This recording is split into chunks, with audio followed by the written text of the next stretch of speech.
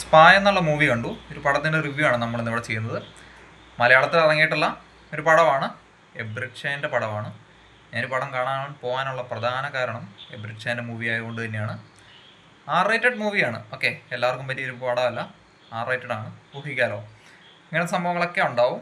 അപ്പോൾ ഈ ഒരു പടം കേന്ദ്രീകരിക്കുന്നത് ഒരു സ്പായിലാണ്. സ്പായി നടക്കുന്ന സംഭവങ്ങൾ എന്തൊക്കെയാണ്, അവിടുത്തെ കസ്റ്റമേഴ്സ്, ഡിഫറെൻറ്റ് ടൈപ്പ് ഓഫ് ആളുകൾ, അവരെങ്ങനെ ബിഹേവ് ചെയ്യുന്നു, ഇങ്ങനെ കുറേ കാര്യങ്ങളൊക്കെ ഇതിനകത്ത് പറഞ്ഞ് പോകുന്നുണ്ട്.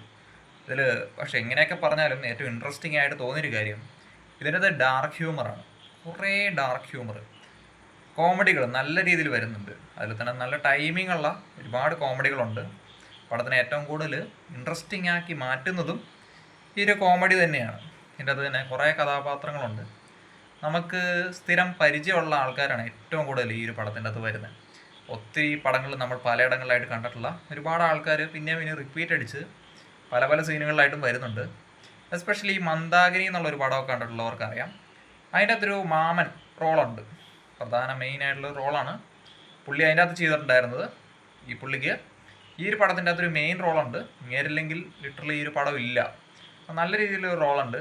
അദ്ദേഹം ഒരു ഭയങ്കര പ്രത്യേക ടൈപ്പ് ക്യാരക്ടറാണ്. ആ ഒരു ക്യാരക്ടർ നല്ല രീതിയിൽ തന്നെ പുള്ളി ചെയ്തിട്ടുമുണ്ട് ഈ ഒരു പടത്തിൻ്റെ അകത്ത്. സോ പുള്ളിയുടെ വെച്ചിട്ടുള്ള കുറേ കോമഡികൾ കാര്യങ്ങളൊക്കെ നല്ല രീതിയിൽ വർക്കൗട്ട് ആക്കിയിട്ടുണ്ട്. അതുപോലെ തന്നെ ഒത്തിരി കഥാപാത്രങ്ങൾ ഇതിൻ്റെ അത് വരുന്നുണ്ട്. 1-2 കഥാപാത്രങ്ങളല്ല, ഒരു 8-10 കഥാപാത്രങ്ങൾ, വ്യത്യസ്ത സ്വഭാവത്തിലുള്ള കഥാപാത്രങ്ങൾ വരുന്നുണ്ട്. ഇതിൽ തന്നെ കുറേ ടൈപ്പ് ആൾക്കാരെ കളിയാക്കുന്നുണ്ട്. ഏറ്റവും സെറ്റപ്പ് എന്ന് പറഞ്ഞു കഴിഞ്ഞാൽ അതിൽ ചില ഫിലിം സ്റ്റാറുകളുണ്ട്, അവരെ വെച്ചിട്ടുള്ള ബ്ലാക്ക് ഹ്യൂമർ. അതുപോലെ തന്നെ ചില ബുദ്ധിജീവി നാട്യങ്ങളുള്ള ചില ആളുകളുണ്ട്, അവരെയൊക്കെ കളിയാക്കി വിടുന്നുണ്ട്. ഇങ്ങനെ പല ടൈപ്പ് ഓഫ് ആളുകളെ പടത്തിൻ്റെ അകത്ത് ഇങ്ങനെ കൊണ്ടുവരുന്നുണ്ട്. ഐ തിങ്ക് ഈ ഒരു കഥാപാത്രങ്ങളുടെ ഒരു ഡൈവേഴ്സിറ്റിയാണ് ഈ ഒരു പടത്തിൻ്റെ ഏറ്റവും വലിയൊരു ഹൈലൈറ്റ്. നല്ല രീതിയിൽ എസ്തറ്റിക്സ് ഉണ്ട്. ഓക്കെ, എസ്തറ്റിക് ബ്യൂട്ടി നല്ല രീതിയിൽ കൊണ്ടുവരാനായിട്ട് ഈ ഒരു പടത്തിലൂടെ ശ്രമിച്ചിട്ടുണ്ട്. ഒരു പക്ഷേ ഒരു പടത്തിൻ്റെ ഏറ്റവും വലിയ ലക്ഷ്യം അത് തന്നെയായിരിക്കണം. നമ്മളൊരു ജസ്റ്റ് ഒരു കൊമേഴ്ഷ്യൽ പടമല്ല ഒരിക്കലും ഇത് കാണുമ്പോൾ നമുക്ക് മനസ്സിലാവും. ഇവൻ ആർട്ട് പടമല്ല, അങ്ങനെ പ്യുവർലി ആർട്ട് അങ്ങനെ ഒരു സെറ്റപ്പ് അല്ല. എന്ന് വെച്ചാൽ നല്ല രീതിയിൽ മാസ് ആക്ഷൻ അങ്ങനെ ഒരു സാധനവും ഇല്ല, മസാല അങ്ങനെയൊന്നും അല്ല. ജസ്റ്റ് ആ ഒരു എസ്തറ്റിക്സ്, ആ ഒരു ബ്യൂട്ടി അതിങ്ങനെ ക്യാപ്ചർ ചെയ്ത് കൊണ്ടുപോകുക.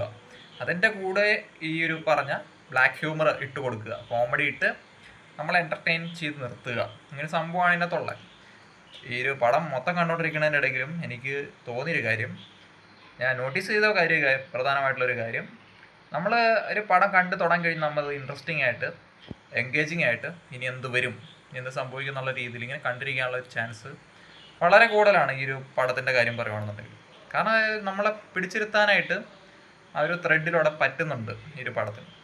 കാര്യം പറഞ്ഞാൽ ഈ പടത്തിൻ്റെ ത്രൂഔട്ട് ഒറ്റ കാര്യമേ കാണിക്കുന്നുള്ളൂ, ഒരു സ്പാ, അവിടെ വരുന്ന കുറേ കസ്റ്റമേഴ്സ്, അവിടെ നടക്കുന്ന ചെറിയ ചെറിയ അല്ലറ ചില്ലറ കാര്യങ്ങൾ.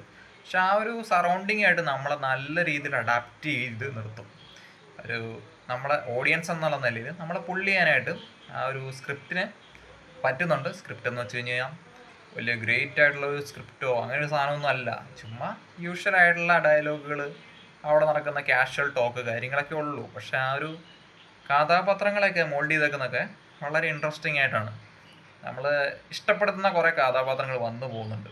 നമ്മളെ ചുമ്മാ വെറുതെ ബോറടിപ്പിക്കുന്ന അങ്ങനത്തെ ഒരു സെറ്റപ്പൊന്നുമല്ല. ടിപ്പിക്കലായിട്ടുള്ള കുറേ കഥാപാത്രങ്ങളുണ്ട്. ചില പാട്രിയാർക്കി ടീമുകളുണ്ട്, ഫെമിനിസ്റ്റ് ടീമുകൾ പോലത്തെ ആൾക്കാരുണ്ട്. പിന്നെ സമൂഹത്തിൽ നമ്മൾ സ്ഥിരം കാണുന്ന കുറേ ടിപ്പിക്കൽ ആൾക്കാരുണ്ട്. ചിലരൊക്കെ ഇവരെ ഈ ഒരു കഥാപാത്രമായിട്ട് കൊണ്ടുവന്നിട്ടുള്ളത് തന്നെ എയറിലാകാൻ വേണ്ടിയിട്ടാണ്. ഓക്കെ, ഐ മീൻ അവർ വിമർശിക്കുക എന്നുള്ളൊരു സെറ്റപ്പിന് വേണ്ടിയിട്ട്.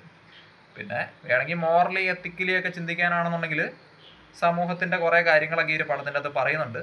പിന്നെ അതൊന്നും നോക്കാൻ താല്പര്യമില്ല, ജസ്റ്റ് എസ്തറ്റിക്സ് മാത്രം മതി ഒരു സിനിമയെ ആ ഒരു എസ്തറ്റിക് പീസായിട്ട് കാണാനായിട്ട്, അങ്ങനെ വേണമെങ്കിൽ കാണാനാണെന്നുണ്ടെങ്കിൽ അതിനുള്ള വകുപ്പുണ്ട് ഈ ഒരു പടത്തിൻ്റെ അകത്ത്.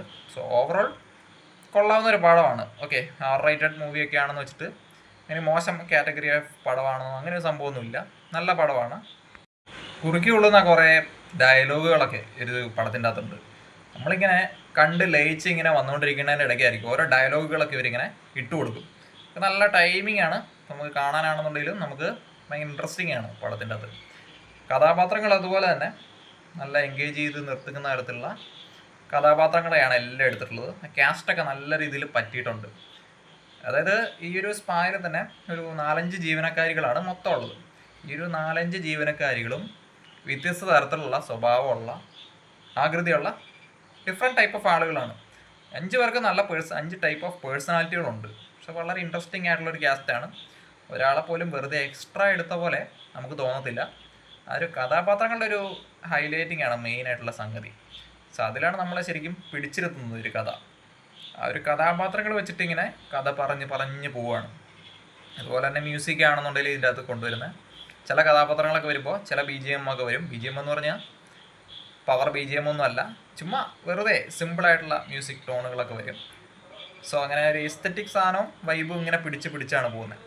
1-2 കഥാപാത്രങ്ങളൊക്കെ എസ്പെഷ്യലി വളരെ നൈസായിട്ട് തന്നെ തോന്നി.